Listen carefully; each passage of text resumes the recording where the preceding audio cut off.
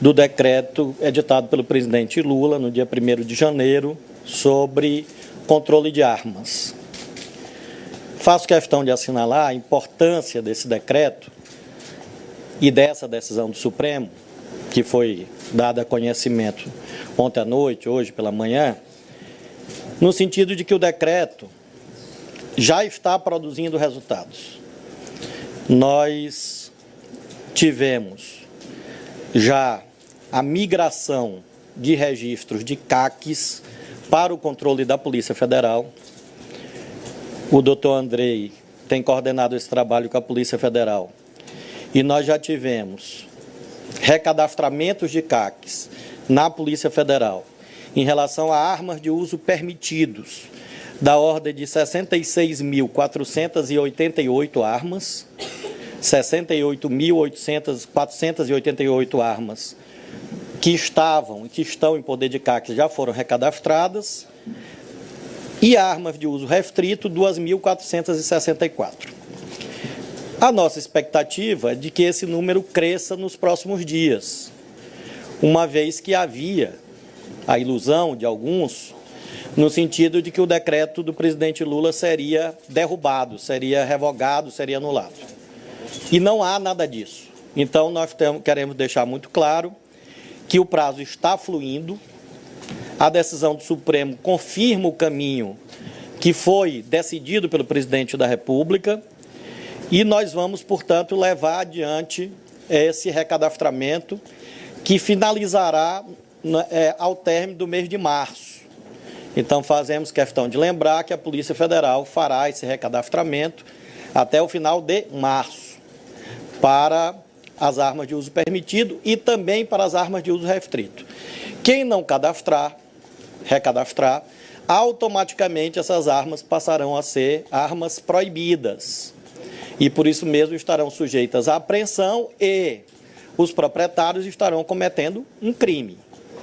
Então, nós queremos, a partir da decisão do Supremo, que remove qualquer dúvida jurídica que pudesse eventualmente ainda existir, fazer este alerta, esta advertência e esse convite para que todos os detentores de armas de uso permitido e de uso restrito, adquiridas a partir de 2019, façam esse recadastramento junto à Polícia Federal. Ainda sobre armas, nós observamos uma queda substantiva. Alguns números já foram divulgados e nós temos um outro número aqui sobre registros, requerimentos de registros de armas, que é o número consolidado relativo ao mês de janeiro. No mês de janeiro de 2022, houve pedidos de registro de 9.719 armas. Janeiro de 2022, 9.719 armas. Este número, em janeiro de 2023, cai para 3.888. Esses são os números finais de janeiro. Janeiro de 22, 9.719 pedidos de registro de armas. Janeiro de 23, 3.888. Então, nós podemos ver que o decreto, além de estar compatível com a Constituição e com a lei, está produzindo efeitos positivos, no sentido de haver o que nós buscamos, um controle responsável quanto a armas de fogo no Brasil. Nós temos agora, como próximo passo, a definição da regulamentação definitiva. E faço questão de dizer que, além dos vários órgãos públicos que estão participando dessa elaboração, dessa normatividade nova, que vai vigorar após o encerramento do grupo de trabalho, nós vamos fazer audiências públicas para ouvir 42 pessoas físicas e jurídicas, indo desde a Ordem dos Advogados do Brasil, OAB, passando pela indústria de material bélico do Brasil, entidades de direitos humanos, de um modo geral, confederações de tiro esportivo, tiro prático, tiro tático. A assessoria em seguida vai disponibilizar essa lista, mostrando que nós temos um encadeamento lógico. Editamos o decreto foi questionado politicamente e judicialmente, nós postulamos à AGU a propositura da ação declaratória de constitucionalidade. A liminar foi deferida, ou seja, o decreto tem a eficácia preservada. O recadastramento está em andamento até o final do mês de março e nós temos a continuidade do grupo de trabalho com esse caráter participativo para nós termos uma regulamentação definitiva quanto ao tema armas. Sobre Yanomamis, nós estamos com a presença da Polícia Federal e da Guarda da Força Nacional. Estamos efetuando inutilizações e apreensões de equipamentos, dezenas de balsas, aeronaves, 37 balsas, por exemplo, foram inutilizadas, há imagens sobre isso, embarcações, aeronaves. E há também apreensões de combustíveis, de embarcações, de máquinas de extração de cassiterita e assim sucessivamente. A novidade que nós temos é que na quarta-feira, quarta-feira próxima, eu e o ministro Múcio, José Múcio da Defesa, vamos fazer uma nova reunião para planejamento das próximas etapas. E provavelmente haverá um novo fechamento do espaço aéreo sobre o território Yanomami nas próximas semanas, porque nós estamos avaliando, a Polícia Federal junto conosco, Força Nacional, evidentemente o Ministério da Defesa, de que esta medida, esse novo fechamento deve ser antecipado para agilizar a saída de garimpeiros que ainda permanecem em pequeno número, mas ainda há garimpeiros no território Yanomami nesse momento. E por isso haverá essa reunião do Ministério da Justiça e Segurança Pública, com a participação da Polícia Federal, evidentemente também das Forças Armadas e o ministro José Múcio, para nós definirmos as próximas etapas, provavelmente abrangendo esse novo fechamento do espaço aéreo, antecipando etapas que estavam previstas para mais adiante. Finalmente, sobre o dia 8 de janeiro, nós temos o andamento das investigações com 85 inquéritos policiais, esse é o número atualizado, instaurados na Polícia Federal, sendo 7 aqui em Brasília e 78 inquéritos em outros estados. Então, os atos antidemocráticos, os atentados, o golpismo no dia 8 de janeiro são objeto hoje de 85 inquéritos policiais. Há diligências em andamento, diligências já realizadas. Desses 85 inquéritos policiais, 7 tramitam aqui em Brasília, 78 nos estados. Nós já tivemos, após as prisões em flagrante, aproximadamente 1.500 prisões em flagrante que houve no dia 8 e 9, tanto pela Polícia Federal como pela Polícia Civil do Distrito Federal, nós já tivemos 36 prisões preventivas deferidas, com requerimentos da Polícia Federal. Dessas 36 prisões preventivas, 24 foram cumpridas, ou seja, nós temos hoje 12 mandados de prisão em diligência para cumprimento pela Polícia Federal. 36 prisões foram determinadas pelo Supremo, dessas 36, 24 foram executadas, 12 estão em diligência pela Polícia Federal. E novas prisões estão sendo requeridas a todas as semanas, e como as senhoras e os senhores sabem. E não há prazo para encerramento dessas diligências, porque as investigações estão em pleno andamento. Nós tivemos também buscas e apreensões. Nós tivemos 58 buscas e apreensões deferidas pelo Supremo. Dessas 58, 54 foram executadas pela Polícia Federal. 58 buscas e apreensões deferidas, 54 efetivamente cumpridas pela Polícia Federal até o momento. Por que nós trazemos esses números? Para prestação de contas no fundamental. No fundamental, no sentido de que o assunto do dia 8 de janeiro, processualmente, ainda vai se estender por meses, quiçá anos. Uma coisa é a pauta política sobre o 8 de janeiro, outra coisa é a pauta judicial. Nós temos, nesse momento, segundo informações que eu colhi do Procurador-Geral da República, doutor Aras, aproximadamente 850 ações penais já propostas no Supremo. E esse número cresce a cada semana. As investigações na Polícia Federal estão prosseguindo no ritmo normal, diante da gravidade dos fatos, e esses números serão permanentemente atualizados para que as senhoras e senhores tenham a exata dimensão desse trabalho que está sendo efetuado pelo Ministério da Justiça por intermédio da Polícia Federal. Então, essas são as atualizações principais que eu gostaria de fazer. Ontem nós tivemos uma reunião com o Procurador-Geral de Justiça do Rio de Janeiro sobre o caso Marielle.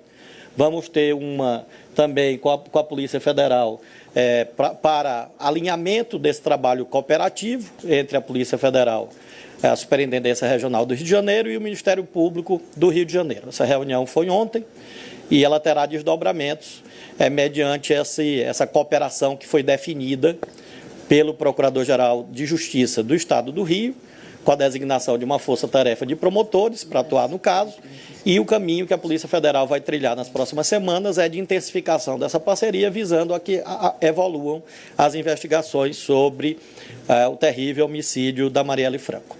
Eu estou à disposição se houver alguma pergunta, algum questionamento acerca desses temas. Boa tarde, pessoal. A gente vai seguir aqui a lista de inscrição feita previamente. A primeira pergunta é da Raquel Lopes, da Folha de São Paulo. Só um adendo, um complemento, que o doutor Andrei está me lembrando que essa reunião com a Superintendência da Polícia Federal do Rio será hoje, inclusive. O superintendente delegado Almada está aqui em Brasília e nós vamos nos encontrar hoje exatamente para que haja essa celebração dessa parceria com o Ministério Público do Rio de Janeiro. Boa tarde. Os armamentistas, eles dizem que 60 dias é pouco para poder fazer o recadastramento das armas. Pode ampliar esse prazo? E algumas pessoas também, que eu ouvi, dizem que é algo administrativo, é uma infração administrativa não fazer o recadastramento dessas armas. Que tipo de crime é o que o senhor citou? O crime é o que está previsto na Lei 10.826, porque na medida em que há uma determinação administrativa para um recadastramento, se a pessoa não faz, essa arma deixa de ser legal. Então, há uma integração de uma norma penal, que está na Lei 10.826, com um prazo que a administração pública resolveu fixar e que o Supremo confirmou, para que as pessoas obtenham uma nova autorização. É importante lembrar que não existe direito adquirido ao uso de armas. Então, é uma autorização precária e temporária que o Estado pode dar ou não. Não existe nenhuma Constituição, nenhuma lei que diga que a pessoa tem direito a andar armada. Isso não existe no Brasil. O Estado autoriza. E no momento em que o Estado diz, e o Supremo confirma, olha, você tem um prazo para se recadastrar, e não, a pessoa não se recadastra, além da infração administrativa, é claro que essa arma que era legal passou a ser ilegal. Eu já li a colegas do meio jurídico dizendo, inclusive, que eu estava pretendendo criar um crime por portaria. E, obviamente, esta ideia nunca passou pela minha cabeça, porque, evidentemente, o princípio da legalidade e o princípio da tipicidade impedem que eu faça, e, na verdade, a portaria fixa o prazo a partir do qual uma arma que é legal deixa de ser, e aí incide a norma penal que está prevista em lei, que é a Lei 10.826 de 2003. Henrique Lessa, do Correio Brasiliense. Boa tarde, ministro. Boa tarde, delegado. Desculpe, eu esqueci uma resposta. E sobre a questão de prorrogação de prazo, é hoje algo que não está sendo debatido hoje. Nós consideramos que 60 dias, como nós vimos nos números, já há quase 70 mil armas cadastradas em 15 dias. Então, nós temos 45 ainda pela frente e muitas pessoas estavam com expectativa de que o decreto ia cair judicialmente. Nós acreditamos que, na medida em que houve essa decisão do Supremo, esse ritmo tende a se acelerar. Boa tarde, ministro.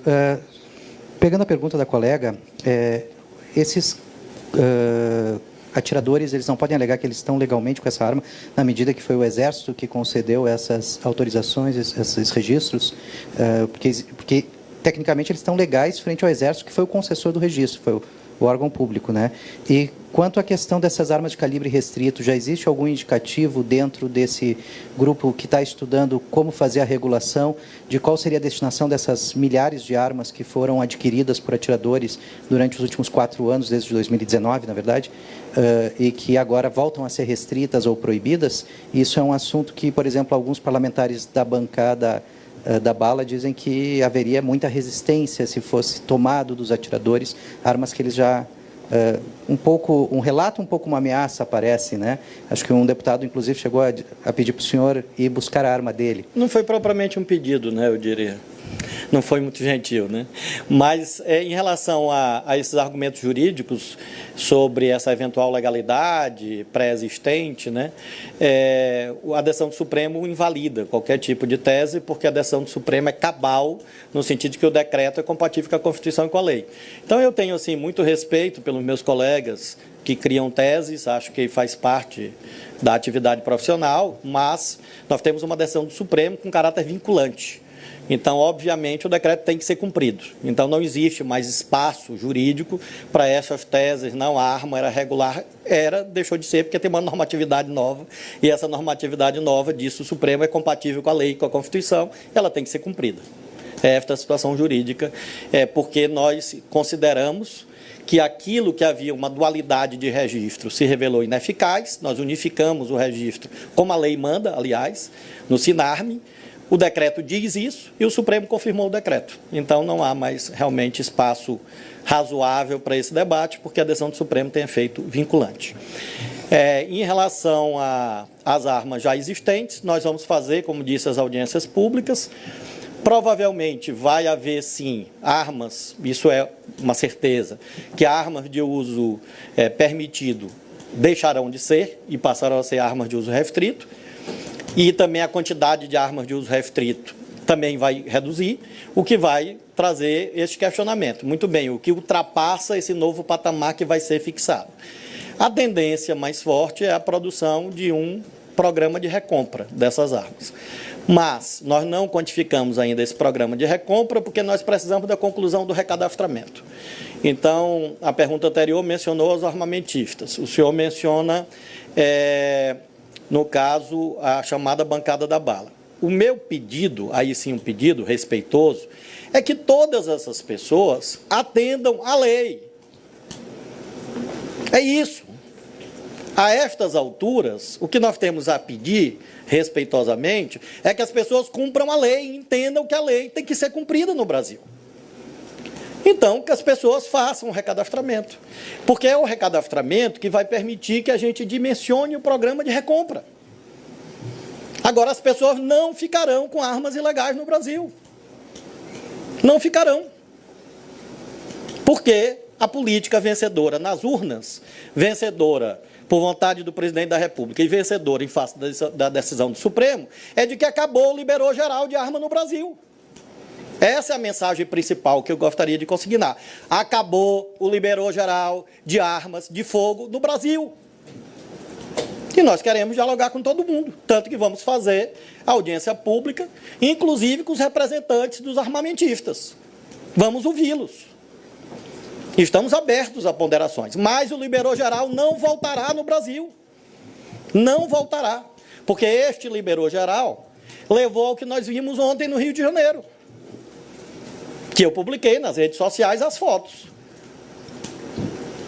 Comércio clandestino de arma de fogo, armas de fogo sendo desviadas para quadrilhas, negócios ilegais disfarçados, registros falsos, fraudes, falcatruas, crescimento de feminicídio no Brasil.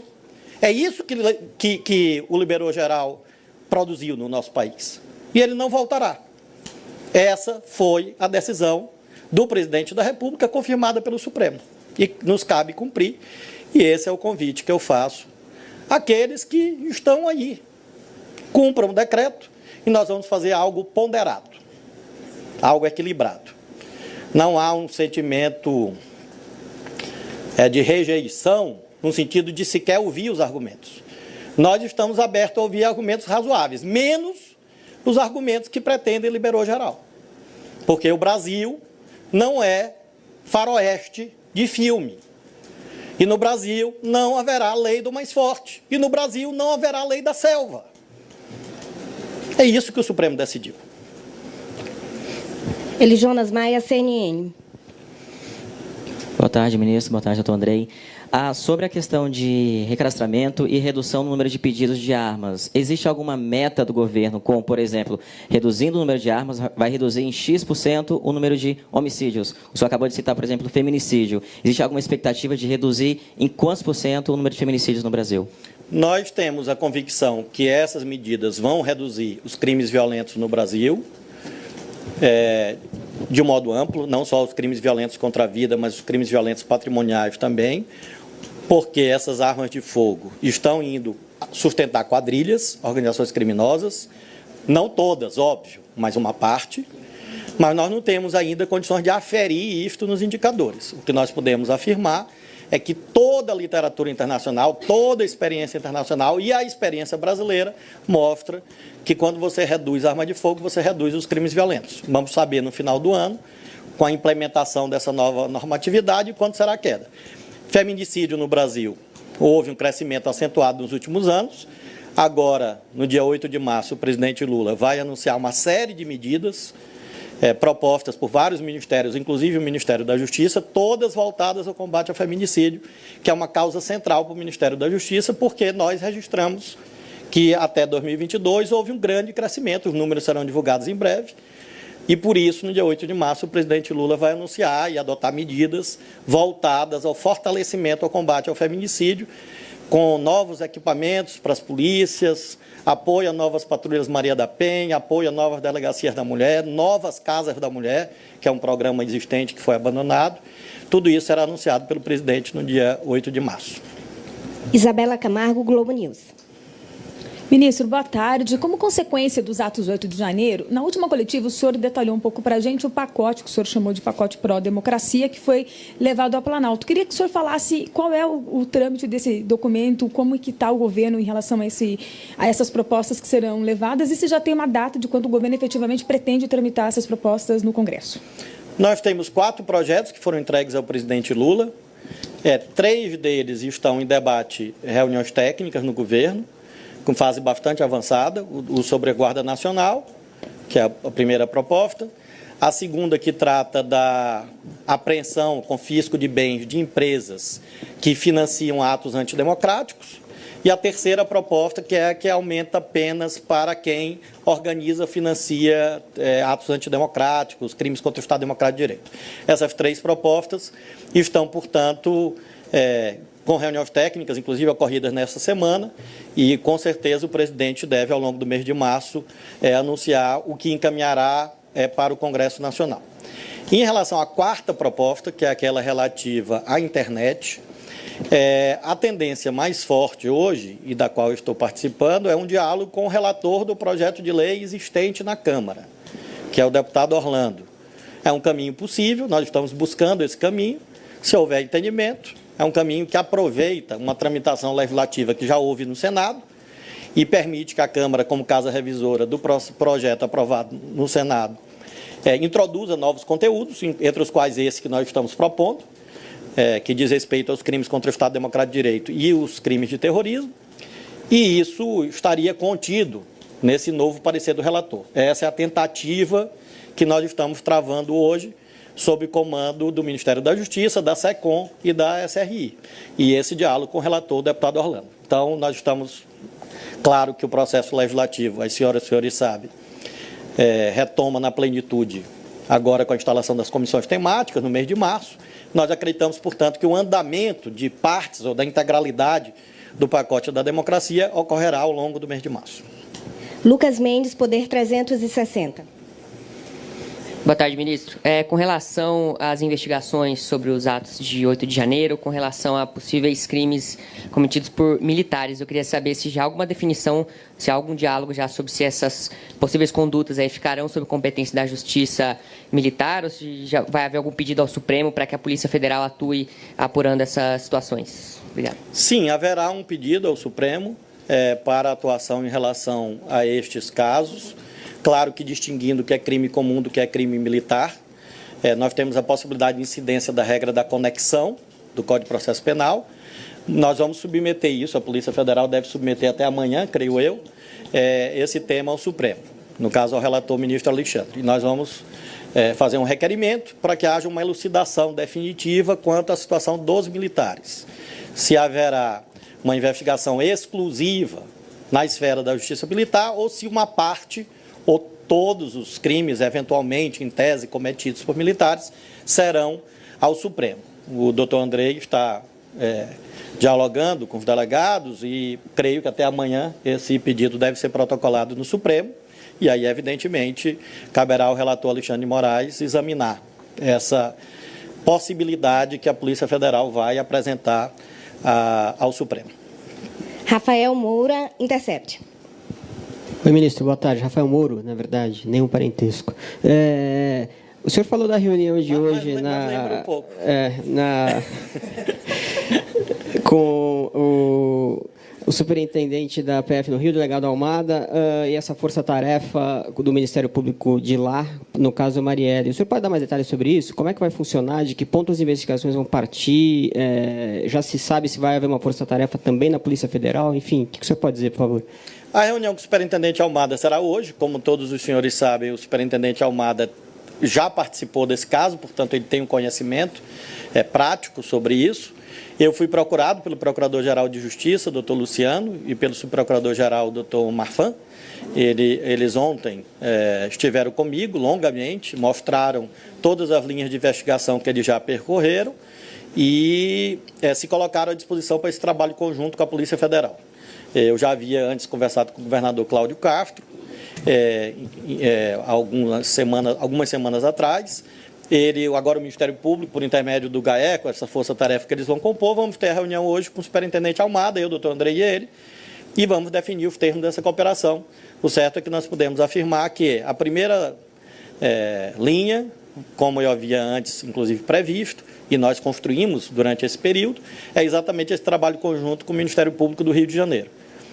Claro que decorridos alguns meses, se não houver evolução, aí nós vamos reexaminar outras possibilidades, inclusive disse isso ao senhor Procurador-Geral de Justiça do Rio de Janeiro, que nós não estamos abandonando a tese da federalização, nós estamos suspendendo a tese da federalização para, nesse momento, privilegiarmos o trabalho conjunto entre a esfera federal e a esfera estadual. Esse é o caminho que nós pactuamos ontem e que vamos hoje detalhar com o superintendente Almada. Thales Metrópolis. Eu peço licença só para mudar um pouco o assunto. Na semana passada, o Ministério dos Povos Indígenas divulgou uma nota dizendo que está articulando com o Ministério da Justiça para enviar a Força Nacional para o extremo sul da Bahia, onde está tendo ali uma situação de violência envolvendo indígenas pataxó e fazendeiros. Então, eu gostaria de saber se foi definido esse envio da Força Nacional ou se foi definida alguma participação da Polícia Federal na investigação da morte, do assassinato de indígenas ali na região. O doutor Andrei vai falar sobre a Polícia Federal, apenas sobre a Força Nacional, um esclarecimento muito importante. Nós tivemos uma decisão do Supremo, relatou o ministro Fachin, que fixou em 2021 que a Força Nacional só pode atuar com anuência dos governadores, porque a competência constitucional para policiamento ostensivo compete aos estados. Então, o Supremo considerou que se a Força Nacional intervém sem a anuência do governador, isso configuraria uma espécie de intervenção federal contra a autonomia estadual. Então, nós estamos cumprindo fielmente isto e, portanto, a participação da Força Nacional em qualquer conflito, desde que nós assumimos, depende desta anuência dos governadores. Neste caso concreto, portanto, houve uma solicitação da ministra Sônia, da presença da Força Nacional, nós consultamos o Estado e estão ocorrendo reuniões entre os ministérios e o governo do Estado da Bahia para definir se a Força Nacional participa ou não e em que termos. Está neste ponto. A Polícia Federal está atuando já no caso e o doutor Andrei pode passar algum detalhamento. Nosso papel desde o primeiro episódio lá com os indígenas tem sido já de apoio e parceria com a Polícia Civil. O secretário de Segurança, inclusive, da Bahia é um colega delegado da Polícia Federal e a nossa delegacia de Porto Seguro tem destacado já profissionais da área de perícia, de inteligência e da área investigativa também, para, junto com a Polícia Civil, conseguir delinear e entender, né, esses episódios que têm acontecido, se relação direta com a causa indígena, se outras razões, né, levaram a esses delitos, de maneira que a gente atua de forma coordenada, Segurança Pública da Bahia e Polícia Federal. É importante dizer que essa atuação já está ocorrendo e por que ela é fundamental? Porque há um debate sobre competência. Porque não é todo crime relativo a indígena que é competência federal. E aí é importante essa atuação conjunta até que se defina a competência. É a melhor forma de agir no caso de conflitos indígenas, em que evidentemente não existe a competência federal, porque ela pode existir ou não existir, de acordo com o artigo 109, acho que inciso 11 da Constituição, se minha memória não falha. Samantha Klein, Rádio Gaúcha. Oi, boa tarde. Eu gostaria de confirmar, por gentileza, os números, se é cerca de 68 mil armas que já foram recadastradas nesse sistema da Polícia Federal, só para a gente ter esse número bem certinho. O que acontece com esses proprietários destas armas de uso restrito? O senhor falou em 2.400 e alguma coisa, agora de cabeça não lembro ao certo. Se eles podem responder alguma penalidade e... Gostaria também de perguntar acerca do espaço aéreo na região da Terra Yanomami. O senhor disse que vai novamente deve ser novamente fechado, é uma possibilidade. Mas na segunda-feira se estendeu esse prazo até o dia 6 de maio. Então, o que mudou de lá para cá? Isso está favorecendo alguma mobilização estranha desses garimpeiros ilegais? Enfim, queria entender um pouquinho melhor como é que vai ser essa diretriz. Obrigada. Nós temos feito essas medidas, no caso do território Yanomami, praticamente semanalmente à luz da observação empírica do que lá acontece. O doutor Andrei tem feito esse levantamento com a Polícia Federal e nós estamos propondo esse debate. Eu mesmo falei com o ministro Múcio e o ministro Múcio concorda de que haja um novo debate na próxima semana para nós verificarmos os números. Se esse alargamento trouxe lentidão à saída do território. O que nós queremos é que essa janela sobre o espaço aéreo que foi aberta sirva para agilizar a retirada e não para retardar a retirada. Então, essa é a razão da reavaliação que vai ser feita à luz de números que a Polícia Federal está trazendo quanto à quantidade de voos, para que a gente faça essa reavaliação na quarta-feira da próxima semana, provavelmente na quinta ou na sexta, a gente vai ter a decisão se a janela fica aberta e até quando, ou se ela será imediatamente fechada. Claro que até a próxima semana ela está aberta, conforme essa decisão que foi anunciada na semana passada. Em relação aos números, nós já tivemos armas de CACs, armas de uso permitido de CACs, recadastradas 66.488. Armas de uso restrito de CACs, 2.464. Há alguma sanção? Não. Pelo contrário, se recadastrar é a forma de não ter sanção. Haverá sanção para quem não se recadastrar. O recadastramento é um passo essencial, à luz do decreto assinado pelo presidente Lula no dia 1º de janeiro, para que a arma permaneça legal. Porque se não houver recadastramento, ela tornar-se-á ilegal ao fim do prazo para o recadastramento. Essa recompra, o senhor disse que conforme o cadastramento vai se definir o que se vai comprar. Já tem uma ideia assim, do gasto com isso, qual é o valor reservado e qual é a meta do número de armas? Tem aí 68 mil cadastradas até agora, estima-se que esse número deve ser muito maior. Se estima em 700 mil, outros em 800 mil armas, mais ou menos. Então, nós poderíamos hoje dizer que aproximadamente 10% das armas estão recadastradas. Repito que a nossa crença é que esse número vai crescer de modo acelerado na medida que o Supremo pôs fim a essas teses jurídicas de que o decreto ou a portaria seriam eventualmente inconstitucionais ou invalidados. Em relação ao programa de recompra, realmente nós não temos uma meta ainda, porque precisa da mensuração do tamanho do problema. Qual a diretriz do programa de recompra? O nosso foco, desde sempre, deixamos isso claro, são as armas de uso restrito.